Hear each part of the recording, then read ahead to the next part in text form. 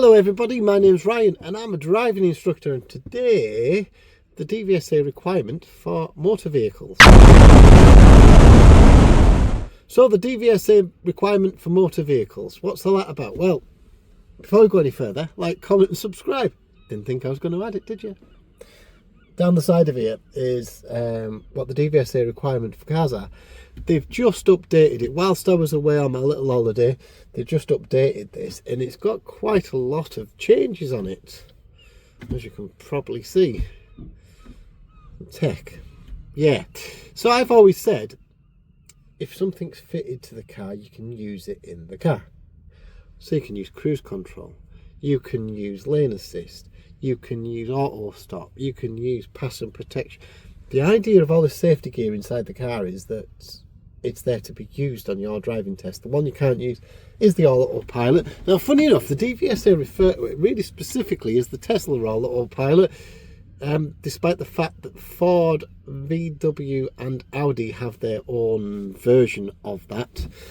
And whilst I was away on my little holiday, if you saw something called Waymo in the videos, then I'll put a little video in, you would probably never drive ever again, because these self-driving cars, they don't need anybody in the driver's seat, and they literally, yeah.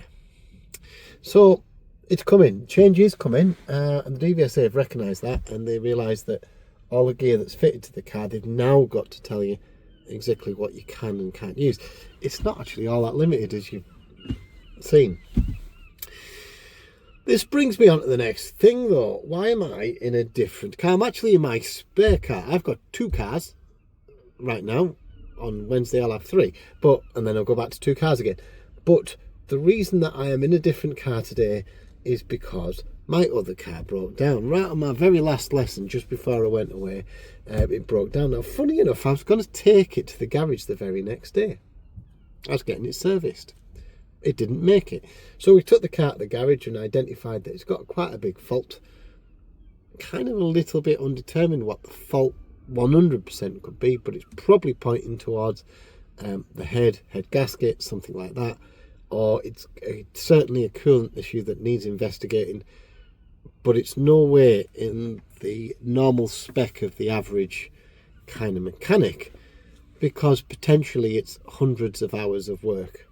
So whilst you could potentially get it done, even if somebody said, I'll do this for £30 an hour, 100 hours is £3,000 worth of labour, even for the cheapest mechanic. And that's £30 an hour is actually quite cheap. I don't know whether that car is fully repairable. What I do know though is that the Clio won't probably be on the road again unless somebody buys it at the auction when I send it back to finance. I paid enough off that car to get away from the finance. So then we come back to this car. What am I? I'm in a Hyundai i30. It's actually my spare car. I've always had this car. I've had it for quite a long time. Dual control, stuff like that, absolutely fine.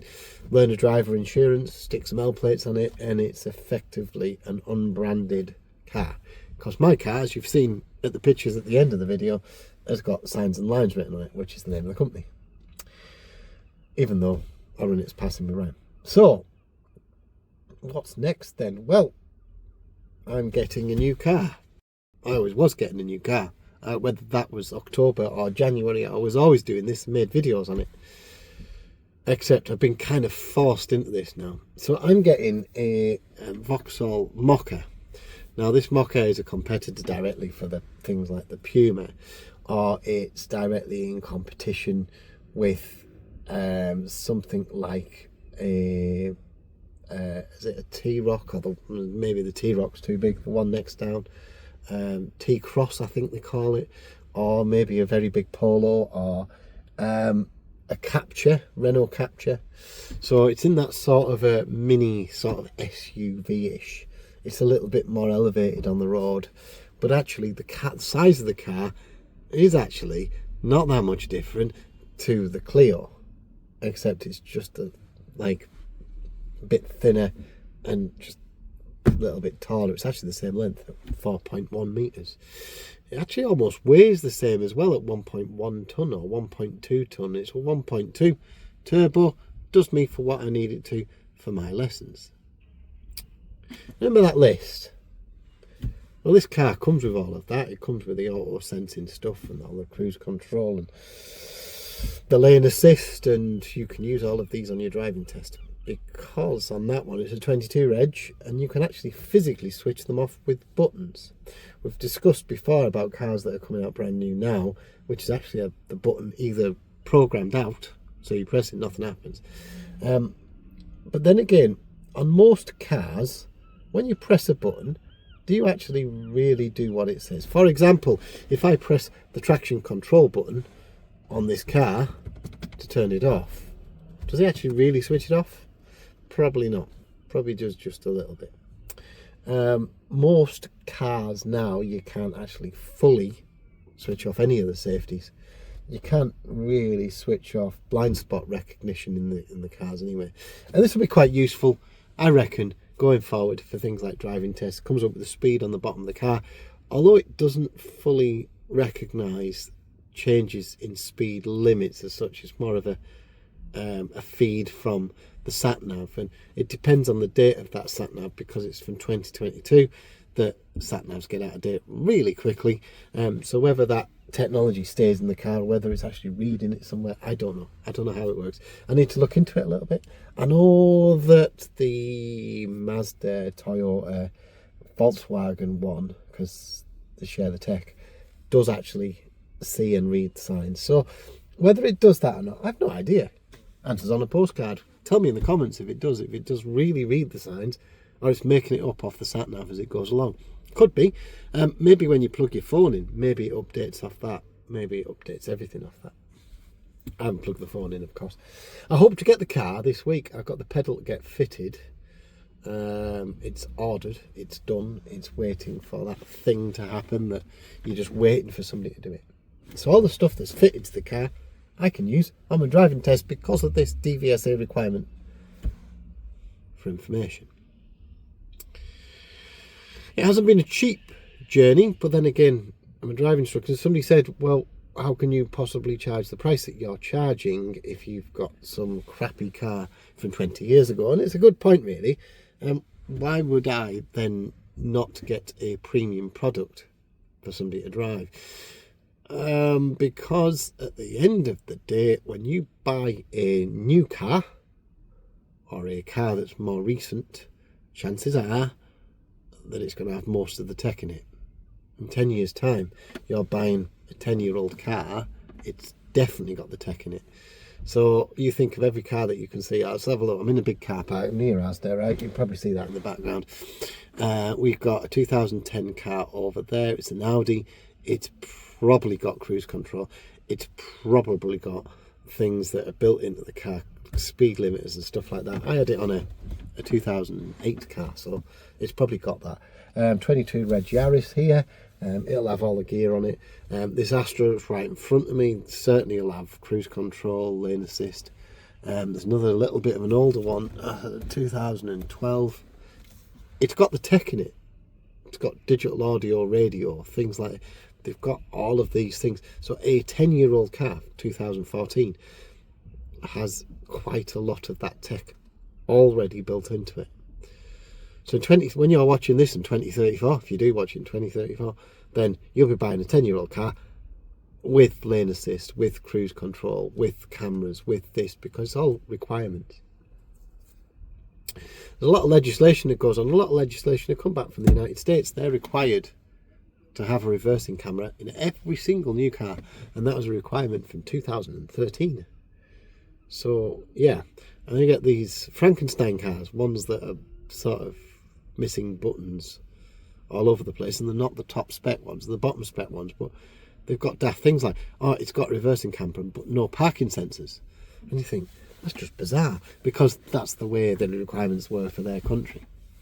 And lots of different things, lots of different tech, but they are literally piling the tech on these cars as much as they can now, because the manufacturers probably want to sell more cars. So they say, oh, this has got this. This new car, for example, has got heated seats and a massage function for the driver. I don't ever know when I would probably use that, but I guarantee that I'll probably end up using it all the time because it's there. So they want this. What else can we put in cars? What tech can we put in cars? Let's put a massage function in the car. Great. So yeah, new car coming. I'll make a big video on it. I'll show you around it when it comes. I had a few incidents along the way. One was when I applied for the finance. I had an old finance from like 8 years ago, and it had my old telephone number on it, and it caused no end of trouble. So that was a problem, but we got that resolved quite quickly with the customer services. And another thing is, I went on this wild witch hunt to get a car, and I'm going to quite publicly say this, that this company, which was called Automatic Car Sales Limited, should not be trusted in the slightest. They sent me on a merry chase to find this garage, gave me a false address. Luckily I hadn't paid them anything, and I've actually frozen my bank card just in case they did happen to somehow get hold of that.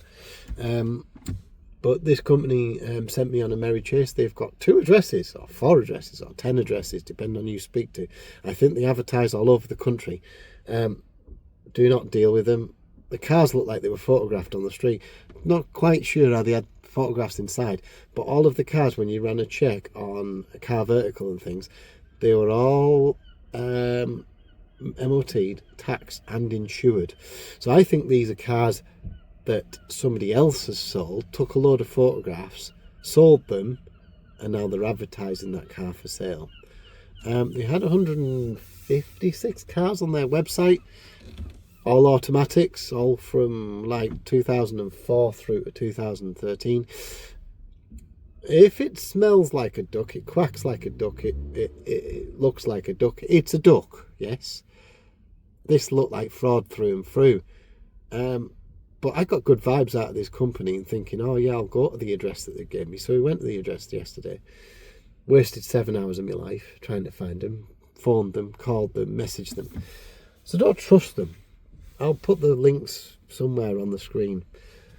Absolute waste of time. Do not use them ever, because I deal with a lot of automatics. Don't use them. Don't think they exist. Don't think they're real. I also reported them to the trading standards of the UK and Edinburgh, because they gave me an Edinburgh address as well. So Edinburgh Trading Standards quite interested in that. I also reported their page on Facebook, and I think you should. Everybody should go on, find that website and report it for fraud, because they're not real. They make things up, and all they want is deposits, which they're then going to return. Now, funny enough, one of my pupils also said that she sent them money and was given a fake address, but I decided to kind of see what it was about. I didn't realise at the time it was the same company, so sorry, Donna, for not believing you quite 100%. But anyway, where was I? Oh yes, new car coming. I'll do a video on the new car. I haven't got much more to add. The technology's coming, isn't it? Winter is coming, as they say. The technology is 100% coming. You're going to have it fitted to your car. Why not teach somebody in a car with all the technology? A nice Christmas jumper. It's not Christmas. It's not Christmas. It's not Christmas till Advent, which is the 1st December. Well, somebody sort that out, please. I'm not sticking my Christmas tree up, Danielle. If you like what you saw, like, comment, subscribe. Become a member if you want to become a member. And I'll see you in the next one. Bye for now.